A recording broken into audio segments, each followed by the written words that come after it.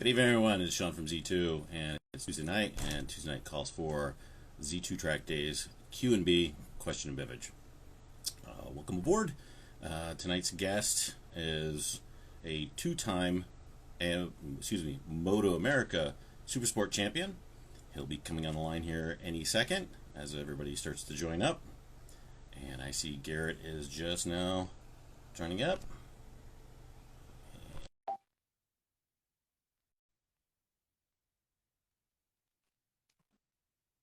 And we'll see everybody else joining. Hey, Garrett. Yo, what's up, y'all? What's going on? It's been a while. Yeah, right? For real. It's been a while since anything's happened. Yes, it's been a while since anybody's seen anybody for whatever reason. Yeah. Still got your signature on my hat for the Our World event. So thank you very much for participating in those. Hey, that was fun. I remember Sonoma last year. I had a good time there.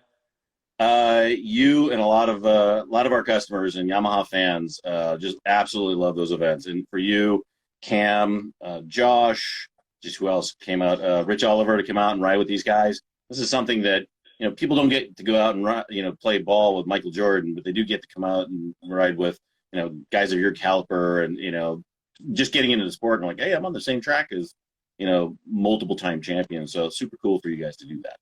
Yeah, definitely. No, we had a bunch of fun too. Just the guy dropping oil, that was the only part that was kind of but it's all good. Yeah, we certainly try to make the best we can.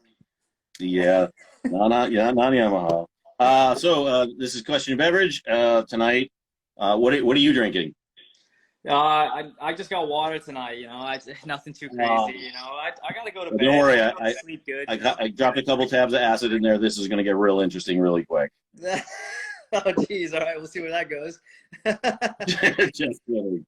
So, because Chris Benjamin always asks, tonight's going to be, I've got no sponsor, but everybody asks. Today is Nom Creek. So, fancy. Usually I get really wet-lipped after the end of the hour with this, and I have to sign off for the best for everybody. So, man. So speaking of strange times, what have you been doing to occupy yourself in this shelter in place that was been going on for, going on 2 months now? Yeah, no, I mean, it's crazy how slow time's been going by, but also looking back how fast it's gone by. I mean, I got back into the States like in the beginning of February, something like that. And and I mean, since then I've just been pulling my hair out, trying to figure out whatever, just trying to figure out something to do, trying to be somewhat productive or as productive as I can be. And I mean, I've been doing all the same kind of training and stuff like that, trying to keep my diet more or less on point. So I'm trying to, keep me mentally ready to go back racing, even though it's looking like, maybe it won't happen for a second still. But I've been trying to learn new skills and stuff. I got all this free time and I can't train all day, every day. So I've just been trying to open up my brain a little bit, figure out you got a new, I can do. Yeah, so this is something you've actually, this is a unique cross-training method, and you've been doing it with Nick McFadden and Jake Lewis. What is this new cross-training that all the kids are doing these days? Yeah, laying tile floors seems to be like a new up-and-coming training method. I mean, honestly, I don't even know. Like I said, I've just been sitting around, and I found out that my brother's girlfriend's dad, he has got a rental house, and so he needed help doing stuff to it. He's remodeling it and whatnot, and I started going over there to help him out because I've always been interested in kind of just construction, building things and whatnot. I think that's kind of cool, like you can leave your mark on the world by building something, whatever it happens to be, and that's your thing. You made that, So anyway, he said he needed help. I was like, yeah, I'll be down. I'm not doing anything else. And so we spent 2 weeks cutting tile and laying down and so I got some experience, kind of working that part of construction a little bit. And Nick McFadden, I'm not exactly sure what he's doing next year. I think he's not racing right as of right now, or this year. Sorry, this year.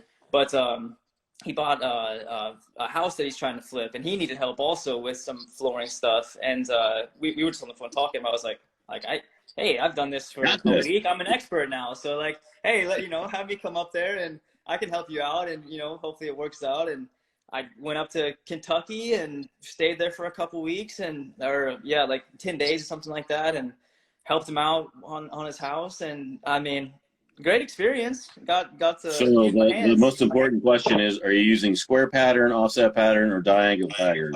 And Oh man, are you starting it from the very far edge going forward, or? I mean, we keep it simple. I mean, like I said, I'm no expert. I'm only a week. I only have a week of experience. Well, 2 weeks now. But you know, the simple. It's offset, just like, you know, half a tile offset. Yeah, yeah. But I mean, I I can't guarantee it. Like, I don't know how long it's gonna last. You know, I come back in a couple years and see if it's still as good as it looked like when I left. But So did your dad teach you, or did you go to the Home Depot lesson to go sit down there and do it, or did you just self-taught?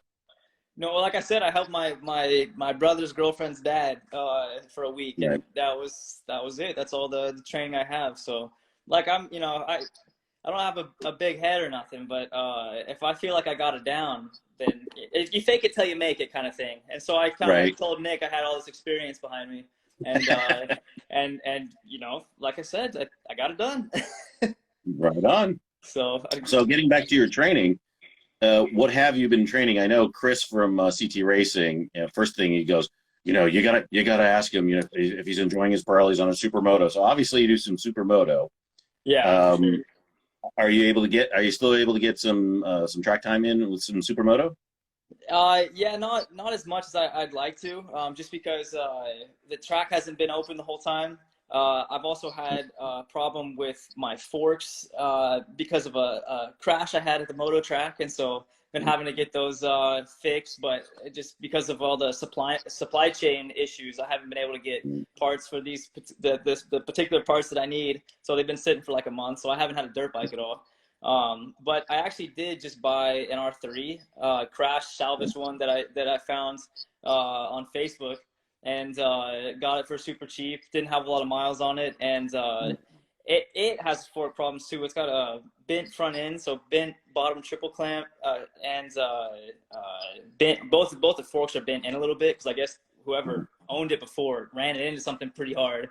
And but the thing It makes it still steer works. faster. What's that? Yeah, exactly. Yeah, Makes you it know, a steer little bit faster. less trail, right? And so I did ride it because I just bought it you know, not too long ago, and I took it to one of the car tracks that is open that's not too far from here, Katy Raceway, if anybody lives in Houston. Went down there, and I mean, the thing was, it was all right. Went and rode it, and it doesn't have Pirellis on it yet. I'm going to Yeah. get some Pirellis soon for it, but like I said, I just bought it. But the tires that are on it are like 3 years old, but I mean, I still seem like it worked all right, and not a whole lot of chatter, even though the front doesn't you know doesn't compress as like it should. But you know, yeah. Well, David is actually looking at rebuilding our MT-03, which is basically the R3. He says you Yeah, can yeah. buy a whole front end for about $500 on those things, which is crazy cheap Yeah, from that's fine. OEM. That's my cat. Hey. Yeah, no, it's super cheap. It's awesome. Yeah, that's because I had to get some stuff too, just because like I said, I'm not gonna keep it with the bin forks forever. So, but yeah, I couldn't believe how cheap it was. But it is a lot more expensive if you get the 1920 version. It's like $1,000 or something for a front end. So I'm happy with my 2016 that I got. Yeah, we've gone through quite a few of them. It's a fave. And then don't worry, Chris from Pirelli said he's just dropping you some in the mail right now. So apparently his postman works really late at night. So Chris, you're on it. Your check's in the mail. He's got you on the hookup. Yeah, So right. you mentioned on diet. So the last couple interviewees we had, both Eric Bostrom and Elena Myers, have gone more on a plant-based diet. Are you that extreme? Are you more keto type? What's a world superbike rider diet consist of these days? Yeah, like I've tried a lot. I work with a really good guy down here in Houston. His name's Chase Banks, funnily enough. But he's a super knowledgeable guy. He's trained me for a long time, and for the last like 3 years or so. And I've tried every diet that he's recommended. We've done paleo, we've done keto, we've done like not vegan but vegetarian diet. And I mean, and I've tried just like normal moderation kind of stuff. And for me, it seems like what works the best is the paleo diet for some reason. I can't do keto because like stupid, get out of here, cat. That's the beauty of life. Yeah, she's trying to get some camera time. The keto diet, like I burn too many carbs. Like I'm always doing high anaerobic stuff, and when you go anaerobic, you're burning more glucose in your muscles, and so you need more sugars to kind of fuel those up. And when I went keto, I mean, I do all the diets pretty legit for 3 months to make sure that there's no just like the transition phase can be hard sometimes. So I do them for a while. Keto didn't work long term just because of like I said, I need more carbs in my diet for all the anaerobic training I do. The vegetarian diet, I just couldn't do it. Like it was the all vegetarian stuff. It's almost like there's too much. They're too fibrous, like all the vegetables that you eat, and for me, like it just wasn't working on my stomach. So paleo seems to be like a nice in between. You don't eat all of the processed foods, which I think is like kind of a lot of the like a big problem that we have here in the U.S. is all the processed foods. And I've gotten even more like since I've been living in Spain and stuff, I get to see like another side of how food is made, grown, like in restaurants and the grocery store and stuff. And it's honestly a lot different. So we do have a lot of processed foods here in the US. So kind of staying away from those, staying away from bread for the most part, wheat, kind of things like that. And just sticking more toward like the hunter gatherer kind of thing. So anything you can kill or pick, that's what I'm eating. And I break off that every once in a while, but try to stick to it. Now that actually helps you with endurance as well, especially when you start cutting all the carbs out, lactic acid, all that. That helps. I mean, these are longer races. Even MotoAmerica, these are long, arduous races. The diet is not only just keeping you fit, but also keeping your endurance up, correct? Yeah, for sure. And if like I need so I'm actually I still have a pretty high carb diet. It's not like no carbs or anything like that. That's more toward keto. But for me, if I don't have the carbs, like I get super cloudy, especially like at the end of a 30-minute moto or like in a race or something like that. So the paleo seems to work pretty good. Keeps my head clear. I think that's the biggest thing for me is like if I have a clear head and I'm able to make decisions quick, then that's the best. And the paleo seems to be doing that for me. So gonna probably stick to that one. And just a side question. Do you do any, especially for a race, do you do anything like energy drinks or anything that really to get you just full on pumped, or is that just too much sugar? Or that's a good question. I used to have like a honey shot, like just a decent amount of honey, and like 2 shots of espresso before I race. And this was like back in 2016, 2015, stuff like that. And I would get too amped up. Like I would be almost just like too nervous before going out, and I would find myself making way more mistakes on track than if I just I'd be listening to rock music and stuff, like metal, getting all amped up. But it was like too much. Like for me, if the more amped up I am, the more I'm trying to just override the bike, overbrake, and that just causes me Justin to Bieber, I'm gonna let you know, Justin Bieber is not metal, so yeah. Let's be honest. Don't be telling them all my secrets. But I mean, anyway, like I just was too amped up, so you could see it. Like I was just going too hard, too early, and I'd make mistakes and I'd go backwards. And so like I started in like 17, I think I started trying to just like chill out, relax more, almost like kind of not like kind of about to sleep, like before the race, just like super loose, like trying to just get every last bit of tension out of my muscles before I get on the track. And I think it works pretty good. I just you just let the bike do what it does. You feel like you have a little bit more control that way, in an out of control kind of way. Because if you just let the bike do what it wants to do, like you're not reacting to it. Likes you a lot more because of that, and it'll kind of it'll forgive you more often. Yeah, even my personal experience, but one of my best races I've ever had, I was literally yawning on the grid, and the next thing you know, I'm working my way up to the front, and I'm like, I was yawning a minute ago instead of being all all jacked up.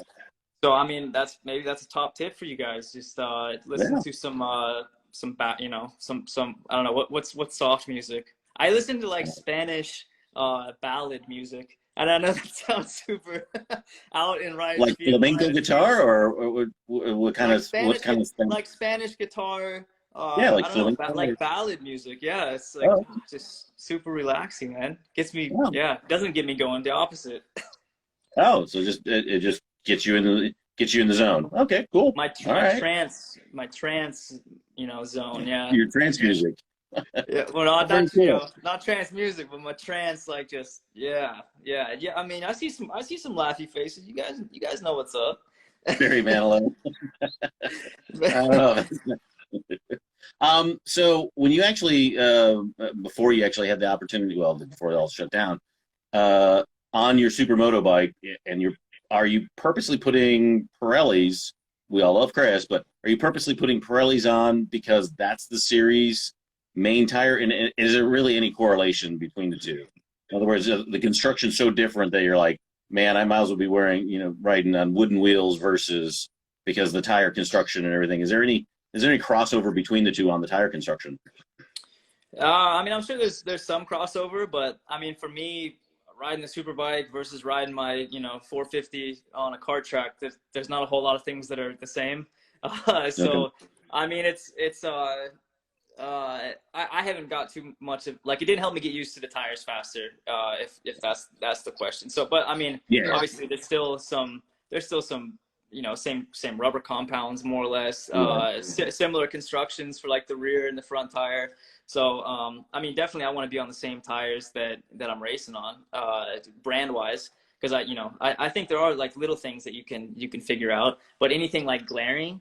Nah, I mean it's just so different. Like I'm on a dirt bike. I'm shifting the wrong way. I'm up Yeah. off the ground like 3 feet higher than I normally am.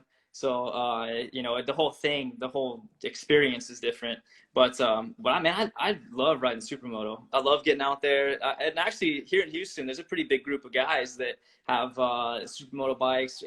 Going from 125s up to 450s. There's even a dude that goes out to the kart track that I go to, and he's got like a Husky 700 single cylinder. It's like a dirt bike or whatever. But he goes in that on that thumper, and it's cool. There's a big scene of supermoto guys down here, so it's nice to have that around. Well, we see the supermoto certainly breeds kind of that type of bring it to the limit easier and actually getting them up on, getting you up to pace. We've seen, Cam Bobier, Bobby Fong, Elena, everybody kind of started off in the supermoto era and then bringing them up super quick. So I can certainly see that. Well, it's not a direct comparison. There's obviously some movement back and forth on that. Speaking of Cam, he's been writing comments down there. What beer are you drinking, Cam? What beer are you drinking? I know, I know he's on some kind of IPA or something like that. Something really danky and tastes like a something really nasty, just super dark. Like, bro, I can't do that. Like what's Hey, there it is. Cameron, write me a better question. Casey Huntley, ain't no laws when you're drinking claws. Yeah, that's more up my alley. Big hazy guy. Oh, he's a hazy guy. I can drink hazies, but anything else, super dank. Oh, it's a little bit much. I'm not a real man, not yet. So let's before we get into what you're doing now, let's go back through a little history. What was your first bike? What got you into riding motorcycles to begin with? PW50, yeah, Yamaha PW50. I know that's a lot of guys and gals' first bike, and same for me. I still remember the first time I crashed the thing. Well, actually, the first 2 times I crashed it. One, I finally got to get on it by myself. My dad wasn't on the back, and I whiskey throttled into the back of a truck at the motocross track. So that was experience number 1. But I didn't give up. I had a rough couple minutes, but I got back on it. And then there was like this kids track, and it had like I had a whoop section or something in it. I was 4 years old. I can't remember super great, but there was like a pretty wavy section of the track. To me, it felt like a big supercross whoop section. I can't remember what happened, but anyway, like I got a little out of shape. Somehow, as I was going into one of the dips, my front end turned, and I ended up going over the bars, and the bike landed on top of me. And so I'm underneath. I'm 4 years old. I'm underneath the PW50. I think I'm dying because of whatever. I've never crashed before, except for Right. 5 minutes earlier. And I didn't know where my dad was. I start crying. I think I'm bleeding out, so I'm crying, saying like, I'm bleeding. And my dad comes running over, picks the bike up off me. He's like, Garrett, you're not bleeding anywhere. And I was like, what? Are you sure? And then I realized I wasn't bleeding. I was like, oh, okay. And I got back on the bike and kept riding. So, it's all in your head. It's all in your head. So that's your first bike. What actually got you into racing? So in 2008, your bio shows that you actually got into USGPRU on a 125 in 2008. Were you doing any type of asphalt racing prior to that, or was it, hey, I'm going to do dirt, and then, ooh, this thing looks cool because I got traction? Yeah, I did. Actually, 2007 was the.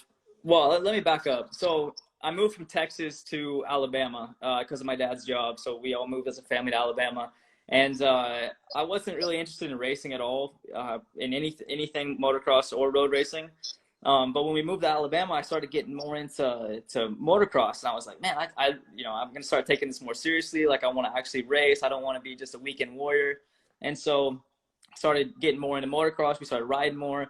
But my dad has always had problems with his back, and so he just couldn't handle going to the moto track that much. And by just coincidence, we only lived 20 minutes away from Barber Motorsports Park.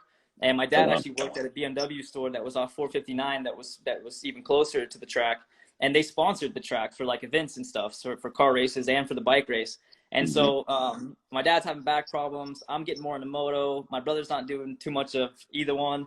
And my dad gets tickets through the dealership to go to Barber Motorsports Park to watch the AMA races in 2006.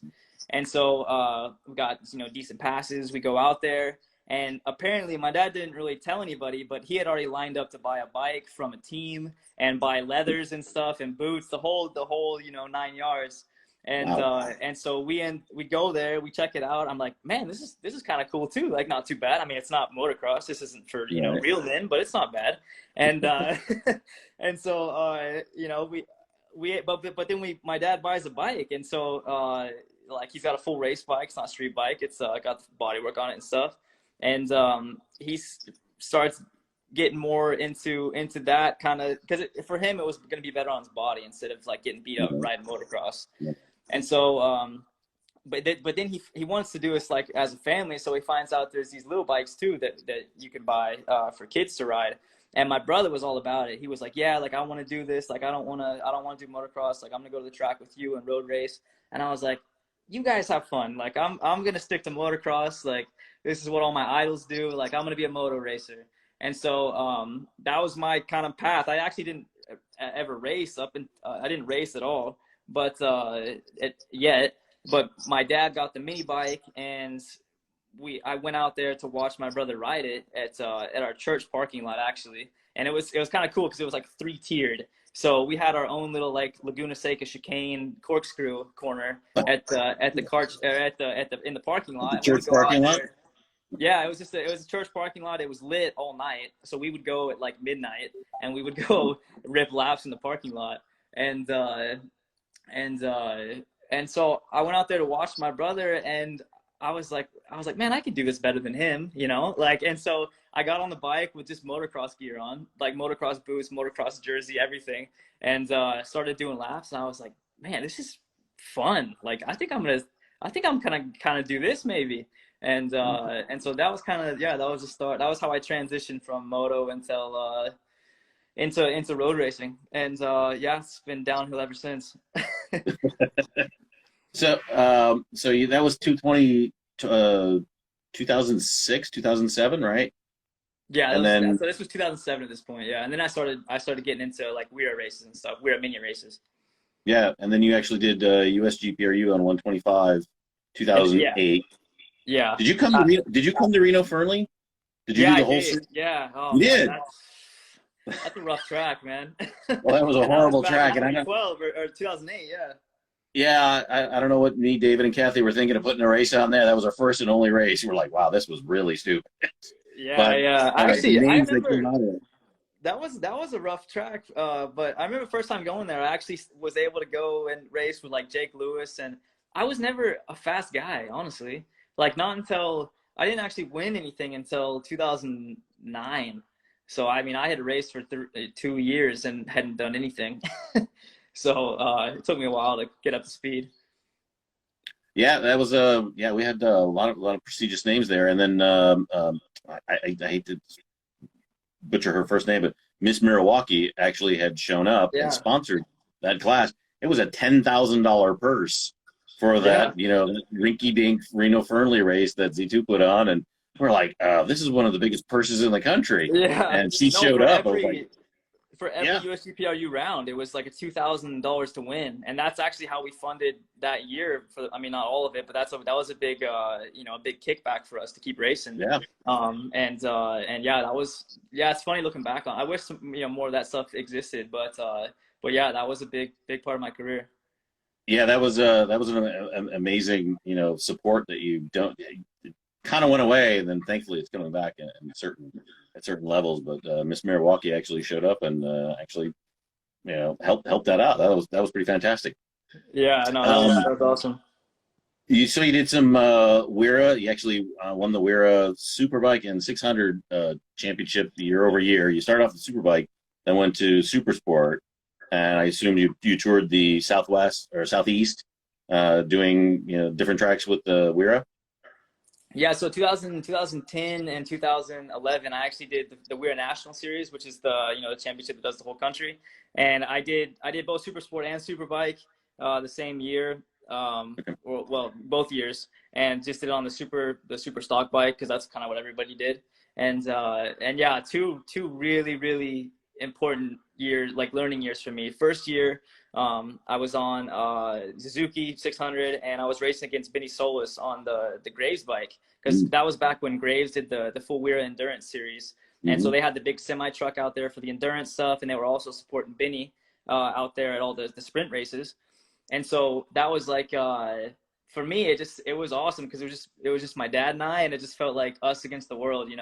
And I still have some awesome memories from that year of us trying to defy the odds and race against the big rig guy Vinny, and we had decent amount of success. He beat me in one championship, and I beat him in the other one, and I guess that was enough to get Chuck's eye a little bit. And so the next year, I actually got Yamaha R6, full Graves bike that we were able to take with us to the races, and yeah, that was it's just the timing. Like I look back sometimes, and I'm like, man, I just walked the line. Like if this wouldn't have happened, then there's no way that I would have been able to be in race in front of Chuck Graves, and then I wouldn't have been on his team. And you go down the list, and it's like, man, like that's pretty crazy how things can line up sometimes. So what was the gotcha moment that you went, oh wow, I got something above what everybody else is doing? Was there something that you said, wow, I can push the front, or this is how I can push the front, or was it your line selection, or what was it that actually kind of catapulted you to actually really compete at like the Benny Solis level? Was there one thing that you're like, this was my aha moment that started you making these big strides? I mean, honestly, I don't think it was anything really technical. I think it was just me being like, I'm not going to let these guys beat me. Like, I know I can be with these guys. I know I can run with these guys.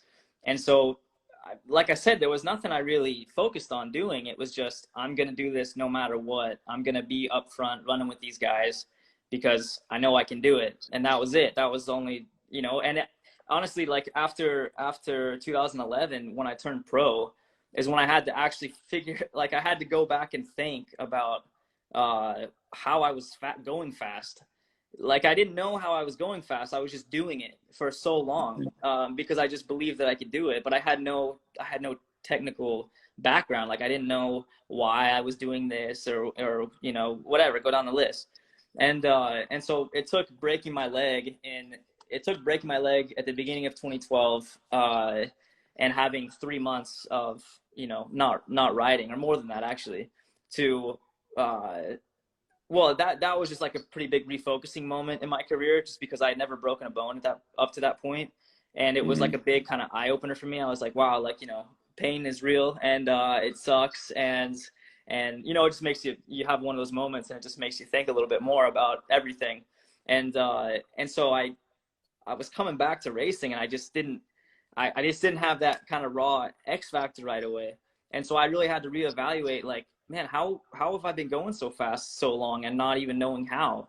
And so I had a couple of years of like relearning everything, but you know, with a more focused intent. So like, you know, knowing why I'm doing this, how it's affecting, you know, my lap times, and kind of going down that path. And wasn't very fun, but I'm glad that it happened, because it's definitely given me a lot more insight as to how, you know, things work, and you know, going fast. Yeah, you lost almost, you know, from a fan perspective, you lost basically all of 2012, and it was a gnarly high side at Daytona. Was it? It was at testing, right? It wasn't actually in qualifying or practice. It was preseason. It was. I showed up, and seventh lap of the first practice, I was out for the year. So Yeah. I mean, it was yeah, quite an entrance for sure. What kind of? I mean, most leg breaks are fairly mundane, but that took you out for basically a whole season. How bad was that? I mean, it wasn't that bad of a break, honestly. It was just because you know, the Yamaha, you know, understandably, they have contracts with their sponsors, and they're supposed to have two bikes on the grid, and they needed somebody to race, so they got Tommy Hayden to fill my spot for the year. And so that just kind of put me without a place to come back to. But I understand why they did it. And at the end of the year, I got to do the last 3 races, but not in Daytona Sport Bike, in the Super Sport class, the 600 class that's a tick behind. And I think looking back, that was good for me, because I was able to you know, kind of get back on my feet slow in racing. But yeah, so that's kind of the reason why I lost most of that year, not necessarily because I was out for 6 months with a broken leg. Okay. But yeah, that's kind of just how it went. But like you said, things happen for a reason. You had to reevaluate why you're going fast to begin with. Yeah, because I mean, I got the spot on the 600 team, and I was only 16 years old, and I remember Cameron kicking my ass at every test, and me being like, how the hell is he doing that? Like, I don't even know. And then you know, I was like, how the hell is he going so fast? And then that just went into like this downward spiral of like, how was I even going that fast? You know, like, I don't even know how I was going that fast. So I just like, then I had all these questions, and it was like I had like an epiphany of like a bad epiphany of not knowing how the hell I was doing what I was doing, and then having to take a couple years to figure it out. So yeah, but well, figuring it out you did. You started racing for the factory team, and then started doing super sport.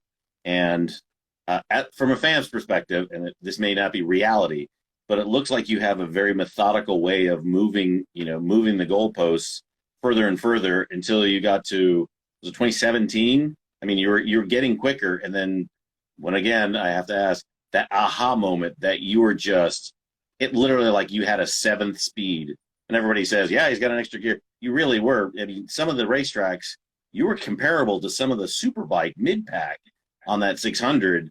Was it the tire? Was it you? What happened in that final year on the 600 before you went to the superbike?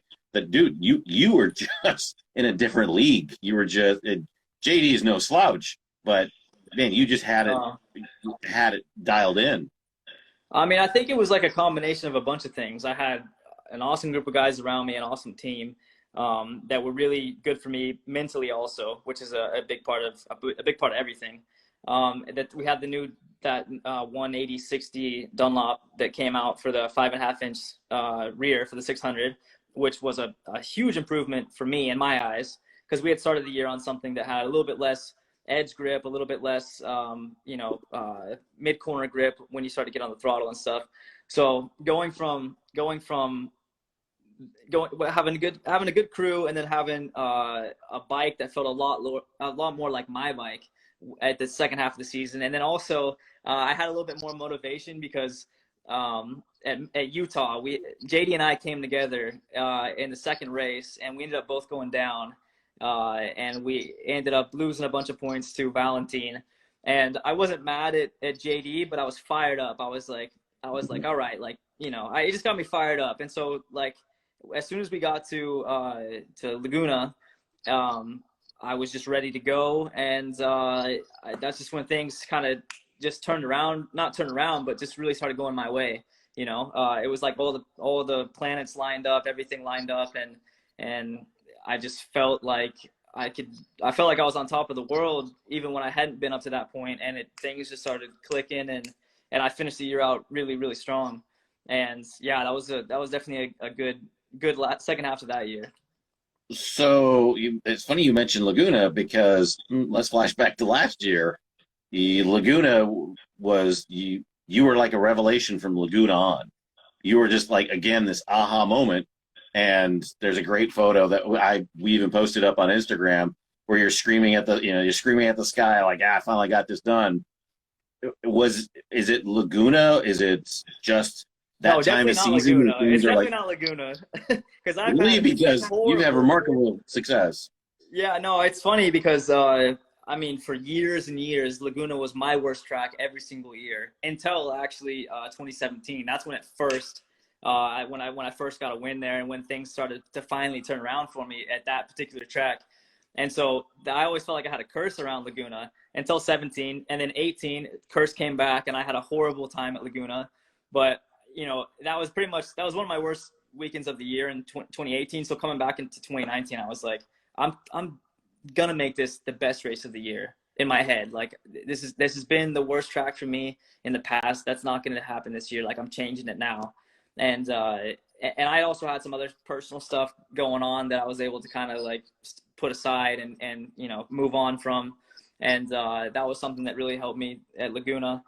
And you know, the first race went really well, and I was able to beat Cameron in the first race, and that gave me a lot of confidence just because I hadn't beaten Cameron all year in a race, and actually in a long time that hadn't happened. So that was something that gave me a lot of confidence. And then going into the second race, I didn't just another like things just lined up.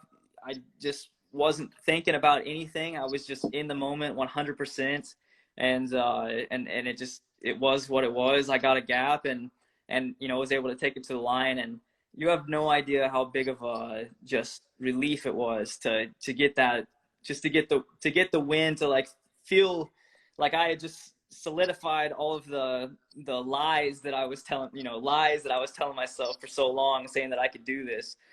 They finally became the truth, you know, and then kind of just solidified it for me. And that was a, you know, that's good for the mental. And it's interesting you bring that up. Besides the fact that Josh Hayes is taking all the credit for your training of that.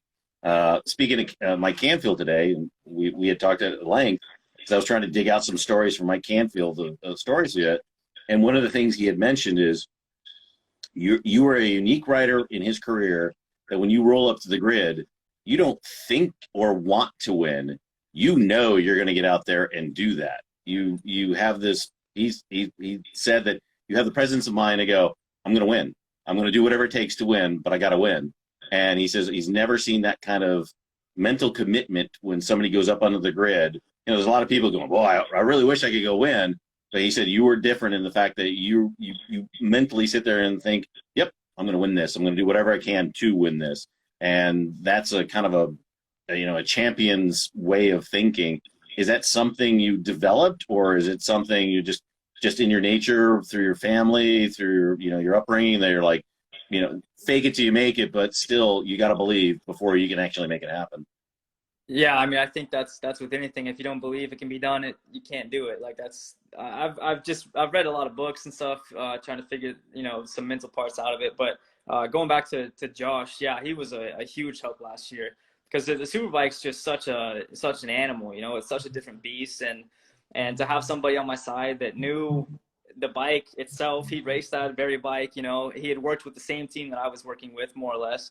And just to have somebody that was kind of had my back, like, because if I would say something like, if I would say X, and then Josh would back it up saying like, yeah, I've definitely felt that before and whatever, and it would kind of solidify what I was saying to the team. And at the same time, we could talk about it and be like, Josh talking like, I've been down this path and it didn't really work out for me.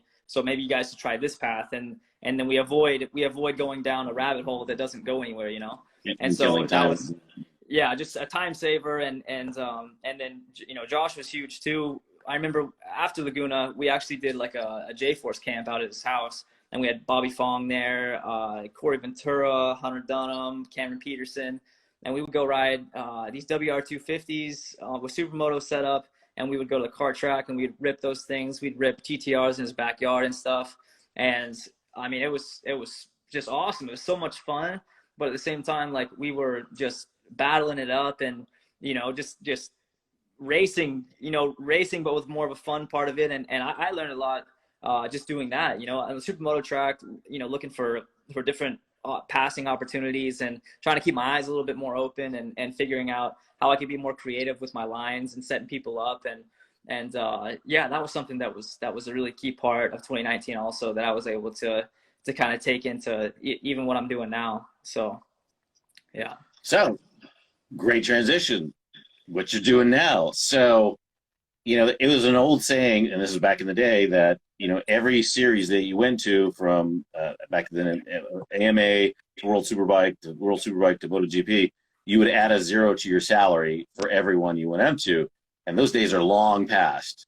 And what kind of sacrifices? Well, first of all, how did this World Superbike opportunity present itself? How did it come up? It's just something that I've always wanted to do. And so I was kind of more somebody saying that I wanted to have the opportunity if it ever came about. Or I was just like kind of being one of those guys, like raising my hand, you know, like in the background being like, hey, you know, I'm available. And I had been doing that for, you know, a couple years, like even when I was in 17 on the 600 and stuff, kind of saying like, hey, I'd love an opportunity if it ever arose, you know? And so I try to be vocal about it. I feel like if you're not vocal about it to other people, they'll never know that that's what your goal is. And at the same time, like I wanted it to be a goal. I wanted to be accountable to myself a little bit. So if I was saying like, hey, I want to make this happen, I kind of had some accountability that fell on my shoulders too, to kind of, you know, push myself in that direction. And so I think those two things kind of helped out, but definitely, one of the biggest things that actually made it happen, was Ben Spies was helping me out a lot with getting my name kind of out there with, you know, he's got a lot of contacts. He's been over there. He knows a lot of guys. Josh Hayes also, same thing. He's got a lot of contacts over there. So he was helping me out with, you know, with my name. But I mean, it didn't really all start until I won at Laguna, and that's kind of when I had a little more credibility. And so I was able to kind of push my name out there a little more. Yeah, I was able to push my name a little bit harder than I was before, because I mean, really, if you don't have any results, then there's no point in even kind of going down that path, just because you got nothing to back your name up. So, you know, once that happened, kind of pushed a little bit harder, and then I had, you know, some more results come later that year, and it seemed like Yamaha Europe was interested in potentially doing something. I decided to make a flight to go over to the French round of World Superbike, just to show those guys that, hey, you know, here I am, here's my face. I'm not just some kid you heard about it that lives in Texas. Like I'm actually here. I'm shaking your hand, you know, and that was pretty cool. They really appreciated that. And at the beginning of the weekend, I was kind of led to believe that I would probably have something in writing. But when I got there, it was like, that wasn't the case at all. There was some kind of miscommunications, but in like 72 hours, the whole picture had changed. And yeah, I left the French GP with an offer, not a written down one, but then, you know, I got a contract a little bit later on, and yeah, I was just super pumped and just so grateful. I mean, all I did was keep thinking back to all the people that had supported me so long in my career, back from when I was an amateur to when I turned pro to getting on the Superbike. Like, I just had so many, you know, different images of the people that helped me going through my head, and just being like, you know, wow, like, you know, if you really put your mind to something, you can really achieve things that maybe you didn't even think were possible. And I mean, I hadn't achieved anything in World Superbike, but at least just getting the opportunity was like, just that, it was like a kind of a step, you know, toward my ultimate goal. And so that was, yeah, that was really cool. But, you know, it's, it hasn't been easy. It's not going to be easy. I never expected it to. And yeah, definitely, you know, had to make sacrifices in order to do it. So Yeah. So this is a fairly young team. They've only moved up to World Superbike last year, and this is you're talking about a brand new team, brand new crew chiefs, different bike, different languages, and you're living in, you know, you got a base in Spain. So we had a pre-question from, I think, Steve Collins asking you how much difference there is between what you were riding in 2019 and what you're riding, you know, testing, and you got that one race in now. How's the difference between the two? I mean, they're more similar than they are different, but there are some pretty small things that do make a big difference in the end. Biggest thing for me that's been kind of something I've had to get used to are the tires, and how they kind of go from the beginning of their life, lap 0, to the end of the race, and how that transition happens. That's been something that I've been so used to with one, you know, tire, Dunlop here in the States, and then to go to a different brand. Like, I've only ridden Dunlop mainly my whole life, so I have that characteristic burned into my head, and going to learn something new has been a little bit challenging, but you know, nothing that I haven't been really focused on trying to figure out how to get around, or how to adapt myself to. So the tires are a big thing. Suspension is a little bit different, still Öhlins, but it's better stuff, just later model stuff. But not too big of a difference there. Brakes are about the same. The electronics are quite a bit different. It's the same. It's still Morelli, but it's a newer version of Morelli, I believe. And so there's different strategies for the traction control and how it works. You know, and also, I mean, biggest thing for me has been traction control, because it messes with the butterflies and how they operate. And so sometimes I feel like the throttle connection isn't there, which has been kind of strange for me, especially since the Pirelli drops off quicker. And so I just feel like I don't have that direct connection to what the rear of the bike's doing sometimes with what my right hand is doing. And so that's been something that's been challenging. But I mean, Bruno, the electronics guy, is a badass. He's been working for a long time with Yamaha directly, and he's actually a Yamaha employee. So we have an awesome data guy. And actually, Les Pearson, my crew chief, he worked with Michael Vandermark the last few years. So he definitely has a lot of experience. He's not just a new guy showing up at the track. I'm the new guy, you know. My two mechanics, Simone and Robbie, dude, they are on it. They are the most efficient guys I've ever seen. They're busting their ass. I've had one big crash so far, and they had that bike torn down and built back up. I mean, quicker than I could go get changed and come back, you know. So no, I mean, I'm super happy with the quality of the team, the quality of the guys, and their, you know, character, personality. I mean, it's a dream come true in that sense. And we have all the technical support from Yamaha too. So I mean, I don't have very many complaints at all. Excellent. So I've been holding people back this entire interview. They all want to hear about the Phillip Island race and how that transpired. Phillip Island seems to be a unique event unto itself, because it's mostly about tire conservation all the way through, and that's why you get such great racing, because everybody has their own strategy. I'm going to go out first. I'm going to go slow. I think didn't Johnny Ray get bumped at the beginning of the race because he was trying to keep it slow on the left-handers? And talk us through your Phillip Island race. So, I mean, I knew going into it that the tire situation was kind of similar to something like Daytona, you know, and that they would probably drop off pretty quick, and that I had to be conservative and things like that. But it seemed like the whole weekend, looking at data and stuff, it seemed like those guys had been spinning on the data a lot more than I had. And so I had been I'd been having trouble getting the bike to turn in some corners, and I just wasn't spinning as much. So like the path we kind of went down is to try to make that a little bit easier for me to do, and it worked. I felt better on the bike, and I felt like, you know, I had a bike that was more for me. But then we get to the race, and well, I guess I'll go to after the race. So after the race, we're looking at the data, and those guys totally flipped around 180 degrees, and in the race they're barely spinning at all, and I'm the one that's spinning all the time, and I roasted the tire. I think like at the end of the race, a normal tire from the race was like 500 grams or 600 grams lighter than the beginning, than the before the race was over, before the race started.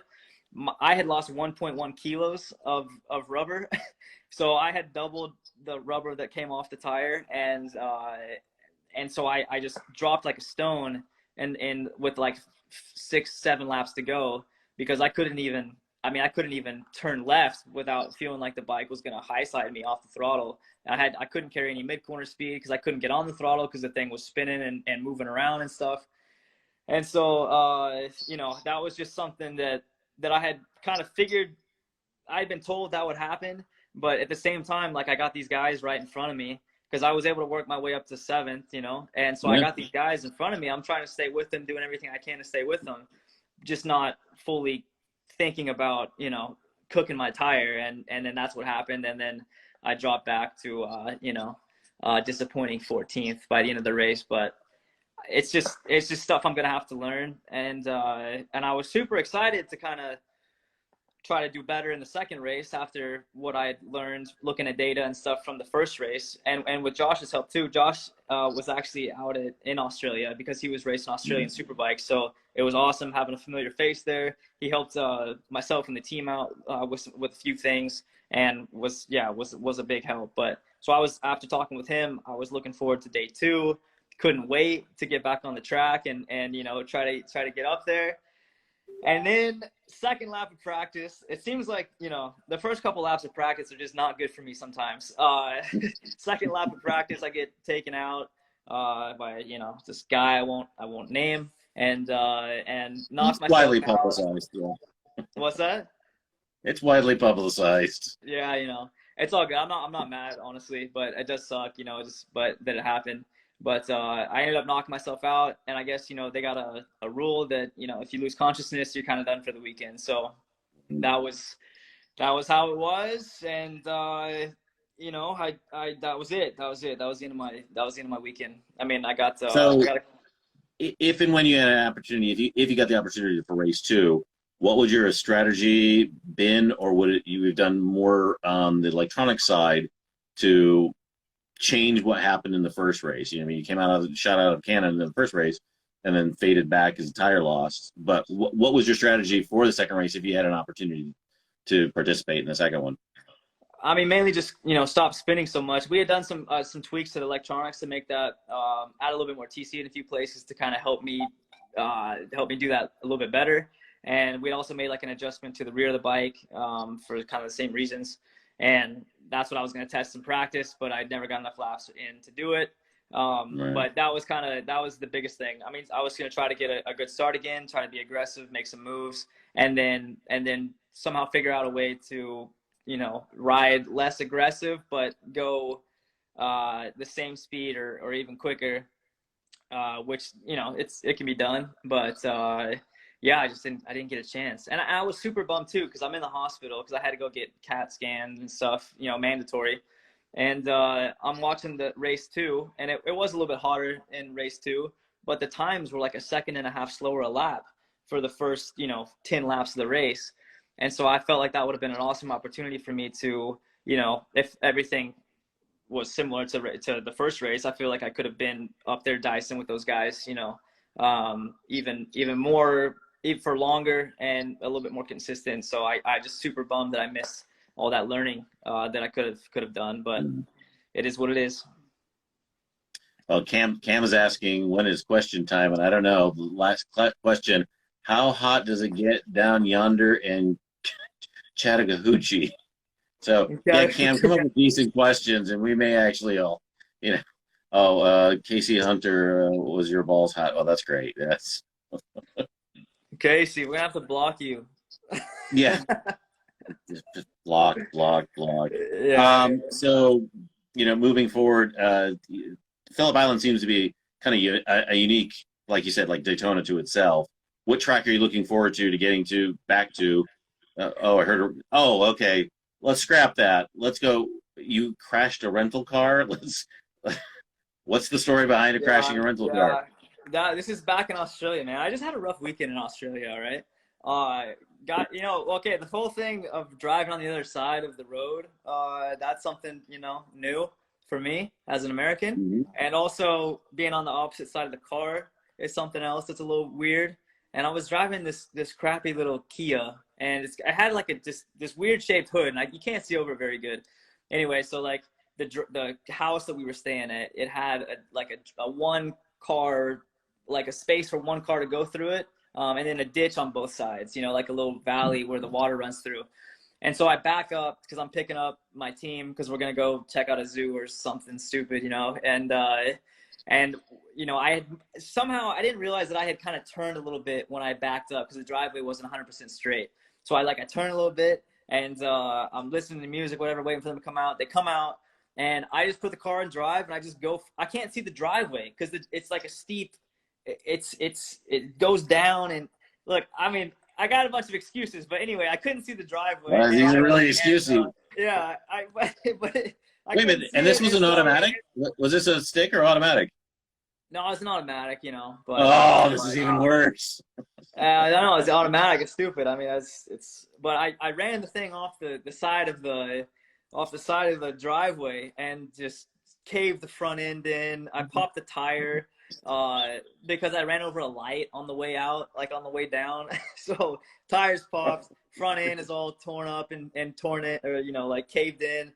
I got my team in the back seat. Like, what the hell is this guy? Like, who is this guy? He's riding our bike. Like, what? Like, do we really trust this guy? And it was not very entertaining at the time for me. Not at all. That's not what I was really hoping to happen. But I did have insurance, so that was good. I got that all covered. And my team, like I said, Robbie and Simone, my mechanics, jumped out. They had the tire off within seconds, or the rim off within seconds, and had the other one on right after that. And it was like NASCAR pit stop. So got a fresh tire on there. We were ready. We're ready to go. Well, your coach Josh is like, stop talking. Me? Yeah, Josh is telling me to stop talking. Telling the story. He's like, stop telling the story. So we really got 2 minutes left. And there is one other car issue that needs to be brought up. Was there a Miller to Sacramento trip through Bonneville that went sideways? Yeah, Bobby was in the comments. He could probably expand a little bit on this story, but yeah, I mean, I got a cage around me when I'm driving. I just feel a little more confident sometimes. So that ends up having me do stupid things that I shouldn't do. So Bobby and I were driving back from Utah. And this is right after I had got that JD and I had crashed in the second race. Mm-hmm. So like I'm fired up. I'm like I'm disappointed for sure, and I need something to get my mind off of the weekend. So we're driving by the Bonneville Salt Flats. I'm like, Bobby, I need this. Like, he's riding with me because he didn't drive. I don't know. He didn't have a flyer. So he's a cheap bastard. Anyway, so he's riding with me. And I'm like, Bobby, I need to stop here. Like, I need to just get some steam out. Like, I need to go full throttle in my van on the Salt Flats. Like, and he was all butthurt and didn't want me to do it. But I'm like, Bobby, we're doing this. So I get off. I get onto, I drive the road out there onto the Salt Flats. And it's epic. I mean, it's just this mirage kind of sea of white and, blue and whatever. And there's one section, I get Bobby out of the van. He takes a video of me going 100. I have my van topped out in top gear, going 100 miles an hour. I got a video of that. I'm like, Bobby, let's go over here, and check it out. And at this time, we had kind of lost the main path that people normally drive on, because the salt gets real thin out there, which I didn't realize. It gets real thin when you get off the beaten path where they have it marked, But you can go anywhere. Like, they don't really mark it off that well.